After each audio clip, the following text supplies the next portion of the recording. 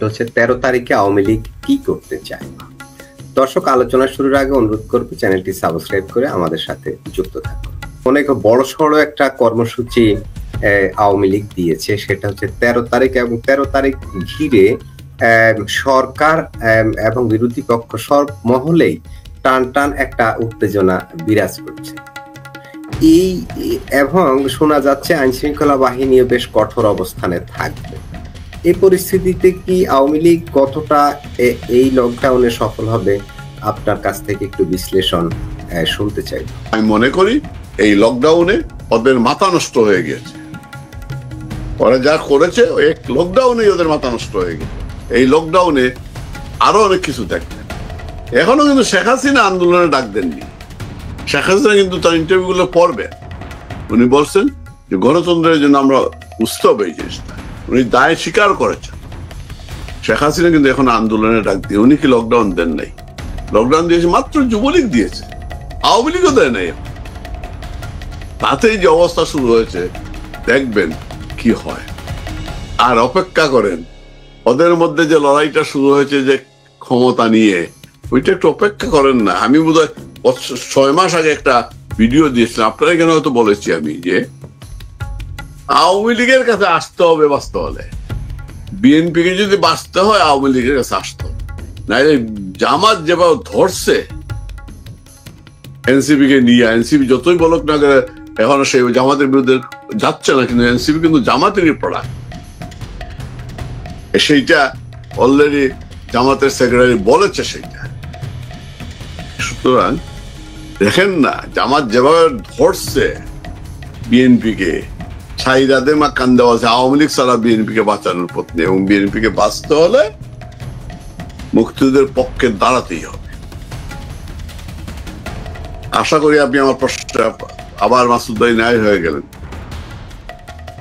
হ্যাঁ, আপাতত আমি রাখি, দেখুন উনার কথা শুনি।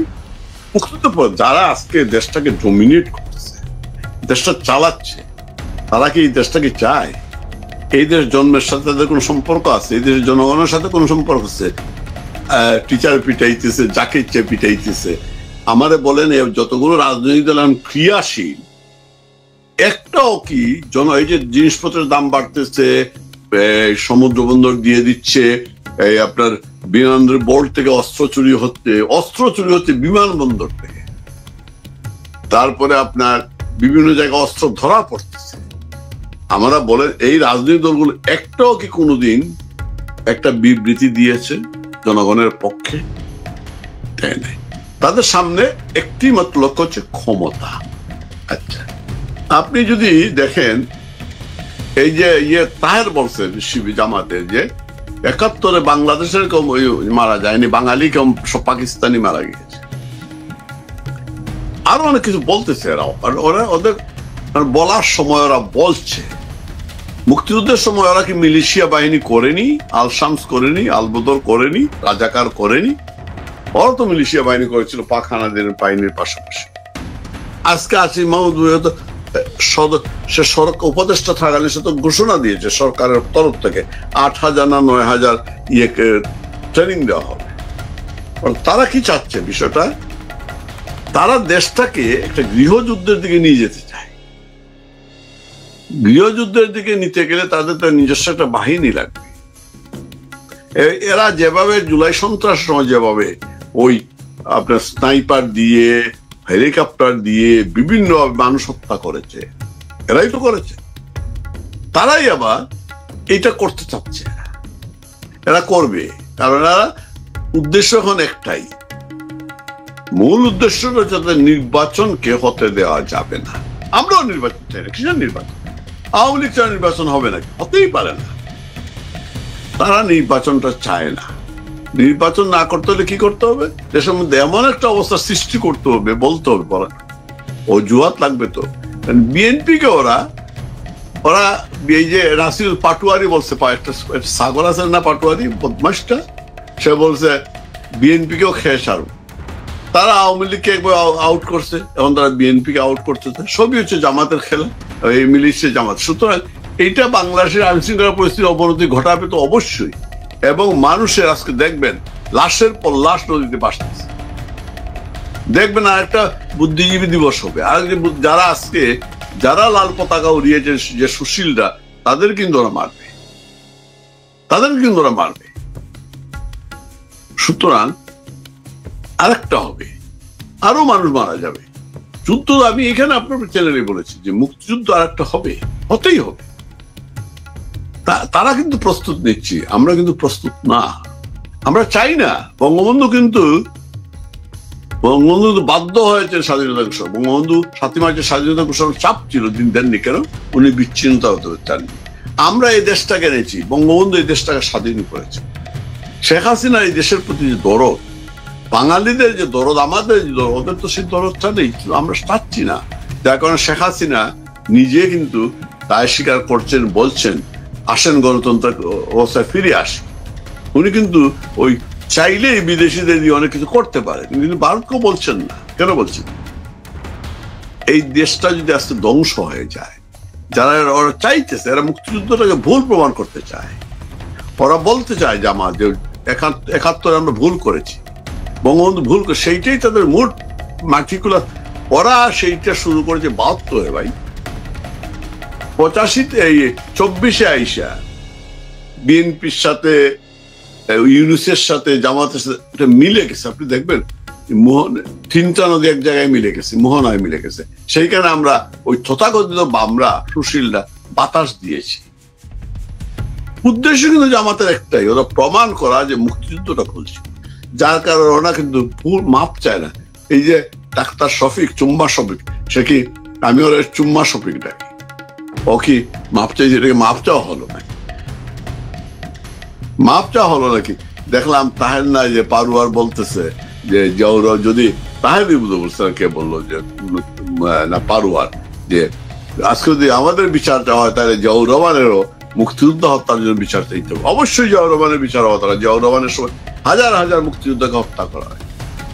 আমাদের অনেকেই এরশাদকে স্বৈরাচার বলে, জিয়াউর রহমানকে স্বৈরাচার বলে না। আমাদের সাথী আছে, বামরা অনেকেই আছে। জিয়াউর রহমান হচ্ছে বাংলাদেশের প্রথম স্বৈরাচার, প্রথম খুনি, প্রথম ষড়যন্ত্রকারী। এই জামাতকে জিয়াউর রহমান প্রতিষ্ঠিত করেছে, বিএনপির পুষে তুলে নিয়ে এই পর্যায়ে নিয়ে এসেছে। এখন জামাত তাদেরকে সুবল দিবেই। সুতরাং এই মিলিশিয়া বাহিনী তো থাকবে, এদেরকে মোকাবেলা করে আমরা যেমন মুক্তিযুদ্ধের সময় যেমন আলবদা রাজাকার আসামদের মোকাবেলা করে দেশটা স্বাধীন করেছি, এরা থাকবে এবং সরকারি পৃষ্ঠপোষকতা থাকবে। এটা বিচিত্র কিছু না। তখন আমাদেরকে বাধ্য হয়ে আমাদেরকে অস্ত্র নিতে হবে হাতে, দেশটাকে বাঁচাতে হবে, অস্ত্র আমাদের হাতে তুলে নিতে হবে। সুজাত মনসুর ভাই, চন্দন নন্দী যেই প্রতিবেদনটা তৈরি করেছে, তিনি বাংলাদেশের নিরাপত্তা বাহিনীর বরাত দিয়েই কিন্তু ওই প্রতিবেদনটা তৈরি করেছে, সূত্র হিসাবে নিরাপত্তা বাহিনীকে উল্লেখ করেছে। ওইখানে আরো কি বলা হয়েছে সেটা হচ্ছে, বাংলাদেশ নিরাপত্তা বাহিনীর সূত্রে জানিয়েছে যে আসিফ মাহমুদ সজীব ভুঁইয়ার নির্দেশে সহায়ক বাহিনীর অংশ হিসেবে গড়ে ওঠা শত শত যুবককে পুলিশের পোশাক পরিধান করা হবে। অর্থাৎ এই এই এই লকডাউনের যে আন্দোলন, এই আন্দোলনটাকে দমানোর জন্য ঢাকার 9টি সেক্টরে সশস্ত্র সদস্য সহ মোট 6,829 জন কর্মী মোতায়েন করা হবে। তা কিভাবে দেখেন বিষয়টা? এটাকে আমি গুরুত্ব দিচ্ছি না, মনে রাখো এগুলো আমি তো শুরুতেই বলেছি, আওয়ামী লীগ সুতের বিরুদ্ধে উজানে না হয়ে এই দেশটি স্বাধীন করেছে। ওইটা ভয় পেলে আপনি শেখ হাসিনা ইন্টারভিউর মধ্যে কোথাও কোনো ভয়ের চিহ্ন দেখেছেন ওনার মধ্যে? বা এই যে বিচার 13 তারিখে কি হবে না, এগুলোকে আমরা পাত্তা দিচ্ছি নাকি? কিছু না। একটা বিষয় মনে রাখবেন, এই আইসিটি কিন্তু আন্তর্জাতিক আদালতকে জবাবদিহি করতেই হবে। দিন একদিন ঘুরবে। শুধু এইগুলা কি দাঁড়াইলো না দাঁড়াইলো, একটা জিনিস মনে রাখবে, এরা হলো পয়সাওয়ালা। ভাড়ায় যদি আপনি গুন্ডা আনেন, সে গুন্ডা বেশি দিন দাঁড়াইতে পারে, যতক্ষণ পর্যন্ত দেখবেন যদি ওর বিরুদ্ধে সত্যিকারের যারা প্রতিরোধ গড়ে তুলতে পারে, যার কোনো স্বার্থ থাকে না। এখানে তো স্বার্থ আছে, এরা হচ্ছে ভাড়াটিয়া গুন্ডা, এবং এদেরকে দাঁড় করানো হবে। এরা দাঁড়াতে পারবে না। বললাম তো, ওরা যদি অস্ত্র নিয়ে নামে, আমাদেরকে অস্ত্র নিয়ে নামে। আমি এটা কোনো গুরুত্ব দিচ্ছি না। লকডাউনতে কারণ হচ্ছে ইউনূসের এখন হচ্ছে সব দিকে কাটা, বিএনপিরও কাটা দুই দিকে। ইউনূস কোন দিকে যাবে? তাই সে ক্ষমতা থাকতে চাচ্ছে, আসিফ মাহমুদরা থাকতে চাচ্ছে, আসিফ নজরুলরা থাকতে চাচ্ছে, ক্ষমতা ছাড়তে চায় না। ওরা ক্রমেই তারা আন্তর্জাতিক মিত্র কিন্তু হারাচ্ছে, ওরা ক্রমেই হারাচ্ছে। কারণ আন্তর্জাতিক মহল কিন্তু কথা বলতে শুরু করেছে কিন্তু জানতে হবে।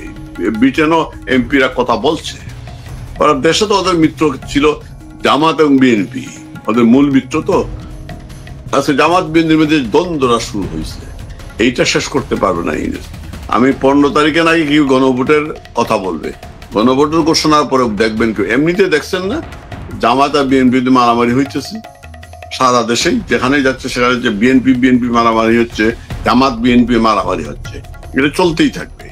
এই যে ইউনূসের কাটা, এখন যে আওয়ামী লীগ মাঠে চলে আসে আবার, তাহলে আরেকটা কাটা না। সুতরাং জামাতকে, ইউনূসকে এই কাটার মধ্যে কাটা, অনেক বহুদিকে কাটা। বিএনপি পড়েছে মাইনকার চিপায়, জামাত কিন্তু পড়ে নাই। জামাত তার প্ল্যান নিয়ে আগাচ্ছে। বিএনপি যদি, আমি একটা কথা বলে রাখি মাসুদ ভাই, আমি অনেকবার অনেক কথা, আমি তেমন কোন জ্ঞানী মানুষ না, তবে কিছু মনে আসে বলি। বিএনপি যদি মুক্তির পক্ষে এখনো পর্যন্ত না দাঁড়ায়, এখনো যদি আওয়ামী লীগকে তার শত্রু, আওয়ামী লীগ তো তার শত্রু জানি, কিন্তু এখনো যদি আওয়ামী লীগ প্রতিরোধে থাকে, বিএনপি বাংলাদেশ থেকে ওয়াইপ আউট হয়। কারণ মুক্তিযুদ্ধের পক্ষের দুইটা ভাগ তো বাংলাদেশ, মুক্তিযুদ্ধের পক্ষে আওয়ামী লীগের কোনো বিকল্প নাই। এবং আবার প্রমাণিত হয়েছে। যারা বলতো এই গত 17-18 বছর আমরা যে বলেছে আওয়ামী লীগ কি শেখ হাসিনা কি মুক্তিযুদ্ধের একক নিয়ে গেছেন নাকি, ঠিকাদারে নিছেন নাকি, প্রমাণ হয়ে গেছে আওয়ামী লীগ ছাড়া মুক্তিযুদ্ধকে রক্ষা করার মতো কেউ নাই। এবং শেখ হাসিনা বঙ্গবন্ধুর কন্যার বিকল্প নাই। সমালোচনা যাই থাক, হতেই পারে, একজন সরকার প্রধানের বিরুদ্ধে সমালোচনা হবেই, তারপর শেখ হাসিনার কোনো বিকল্প নাই। সুতরাং বিপক্ষে আপনি আসেন, মুক্তিযুদ্ধের বিপক্ষে, সেইখানে নেতৃত্ব কিন্তু দুইটার মধ্যে দুই কুকুরের লড়াই চলতেছে। কে নেতৃত্ব দিবে, বিএনপি না জামাত? ওদের দালালদের, ওই পাকিস্তানিদের পক্ষে কে নেতৃত্ব দিবে, এইটা আগে নির্ধারিত হতে হবে। জামাত যেভাবে এগুচ্ছে, সেই ক্ষেত্রে আমার মনে হচ্ছে বিএনপি যদি এখনো পর্যন্ত বিএনপি যদি মুক্তিযুদ্ধের পক্ষে না দাঁড়ায় এবং শেখ হাসিনা হাতে পায়ে না ধরে, যদি তওবা না করে, নাকত না দেয়, বিএনপি ওয়াইপ আউট হয়ে যাবে। ফেব্রুয়ারি আগেই ওয়াইপ আউট হয়ে যাবে। বিএনপিকে ওরা ক্ষমতায় আসতে দিবে না, যতই স্বপ্ন দেয়। ওরা এই যে বলে না, এই যে এনসিপি দেশে নাই 10টা ভোট, কিন্তু কিভাবে বলে আমরা হয় সরকারি দল হবো না বিরোধী দল হবো। প্রত্যেকে বলে, পিছনে শক্তি আছে না, তাকে বলা হচ্ছে না সরকার থেকে তোমরা ইয়ে করবা, কিসে বলে। সবাই মিলে বিএনপিকে এমন আরেকটি মজার বিষয় আছে, সেটা হচ্ছে গত 3 দিন আগে দেখলাম জামাতে ইসলাম বিএনপি কে আলোচনার টেবিলে ডাকছে যে আসুন আলোচনায় বসি। আসেন বাস দেই নাকি না, যেখানে আলোচনা ডাকবে প্রয়োজনে বিএনপি তো বড় দল। আমি সেইটা বললাম, আমি সেইটা বলে আসেন সর্বশেষ বাসটা দিয়ে দিই আপনাদের বাকিটা, এটা তো বলতেছে। সমস্যা সৃষ্টি করেছে আলিরিয়া, সমস্যা আজকে দেখবেন আপনি ওদের কথা শুনবেন, মান্নার কথা শুনেন, আপনি সালাউদ্দিনের বক্তব্য শুনে ওরা কি বলে। ইউনূস কি বলেছে, সব দলকে নিয়ে আপনার 1 সপ্তাহ সময় দিলাম, বসেন। সালাউদ্দিন কাছে বলছে আপনাকে সেই অথরিটি কে দিয়েছে, আপনি কে? আপনি তো নির্বাচিত সরকারও না, আপনি ডিক্টেট দেওয়ার কে? সে বলতে সালাউদ্দিন। আমরা যখন প্রতারক ওরা হাসতে, আমরা তো প্রতারক বলছি, প্রতারক, এবং তারাই বলতে প্রতারক। মান্না বলতেছে প্রতারক ইউনূসকে, বলছে ইউনূসকে মনে করছে অনেক বড়। রাজনীতিতে ইউনূস এতই ছোট, তাকে মাপা যায় না। মান্নার আবার টিচার নাকি সে, আমাদের কথাগুলো ফলতেছে না, শেখ হাসিনা যা বলেছেন তা ফলতেছে না, এখন ফলতেছে তো। সুতরাং জামাত তো বলবেই, জামাত বললাম না, আরেকটা সর্বশেষ বাসটা না দিলে তো শান্তি পাইতেছে না। আসেন আলোচনায় বসে, আলোচনায় বসে কি করবে সে? বিএনপি কে মাইনে নিবে, জামাতকে তোমরা ওই যে পিয়ার মানবে নাকি? গণভোট আগে বিএনপি মানলে বিএনপি থাকে নাকি?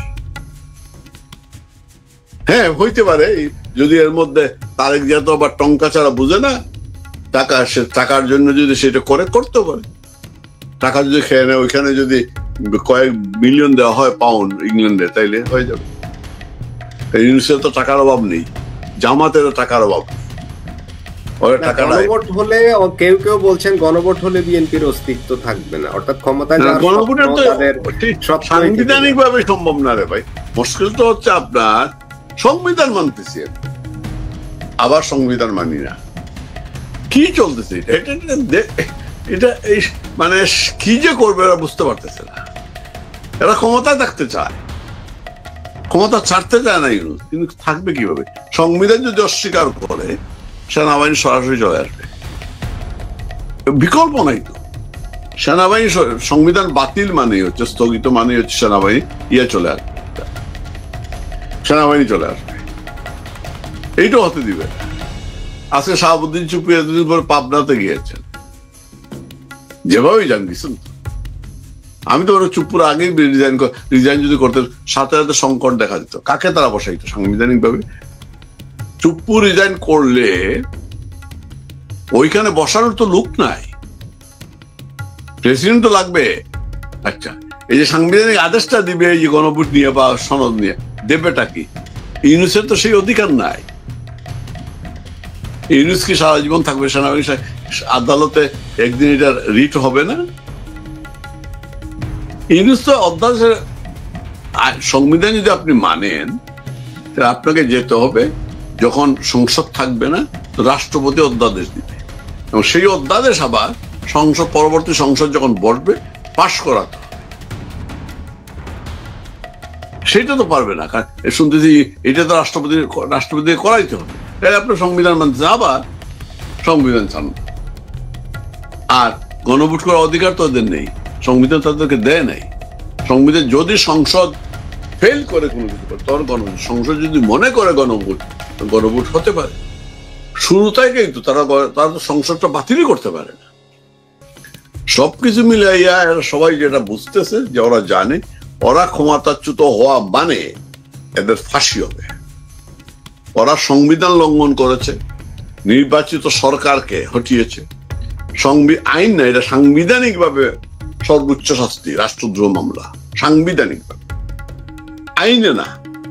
আইন, হ্যাঁ সংসদ আইন করে, কিন্তু কিছু জিনিস আছে সংবিধান সব প্রণোদিত। সংবিধান যেমন ইন্ডেমনিটি, এটার জন্য আপনার ট্রুথ আর লাগে না, এটা আইন করতে পারে সিম্পল মেজরিটি। আবার সিম্পল মেজরিটি সেটা বাতিলও করতে পারে, যেটা 96-এ আওয়ামী লীগ করেছিল, সিম্পল মেজরিটি বাতিল করেছিল। কিন্তু সংশোধন, যে চতুর্থ সংশোধনী, পঞ্চম, এগুলা সংশোধনী যদি করতে হয়, কোনো অনুচ্ছেদ, কোনো ধারা উপধারা, সেটা সংবিধানের ট্রুথ আর মেজরিটি লাগবে। সুতরাং এইখানে যে সমস্যাটা হবে, এই যারা ওরা যে পিয়ার চাচ্ছে, পিয়ারের কারণটা হচ্ছে ওরা 54 যদি আপনি দেখেন, এরপর নির্বাচনগুলো যদি দেখেন আপনি, আপনার ইসরায়েলের দিকে যদি আপনার দেখবেন, কিছু কিছু দেশে আছে ঝুলন্ত পার্লামেন্ট। ঝুলন্ত পার্লামেন্ট হলে সুবিধা হয় কি, রাজনীতিবিদদের এখানে কেনা যায়, 70 বদলাইতে চায় অনুচিত। কেন? বঙ্গবন্ধু কেন করেছিলেন?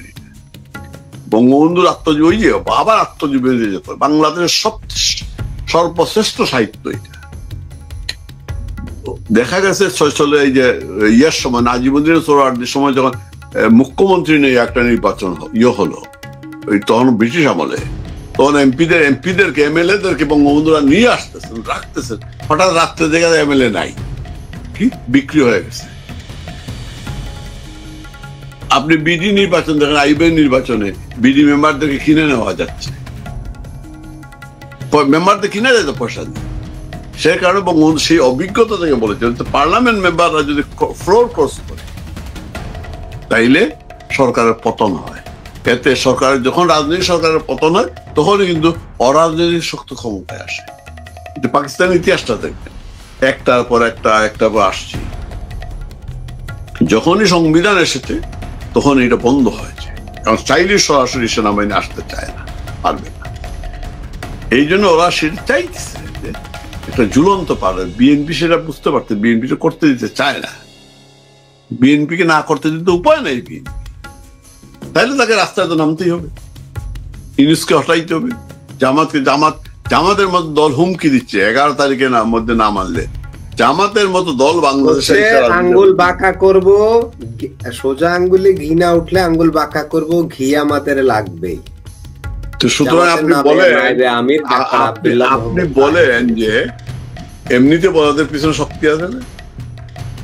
শক্তি নিশ্চয় আছে। আমার মনে হয় রুনার একটু কথা শুনি আমরা, এই প্রজন্মের নেতা। জি।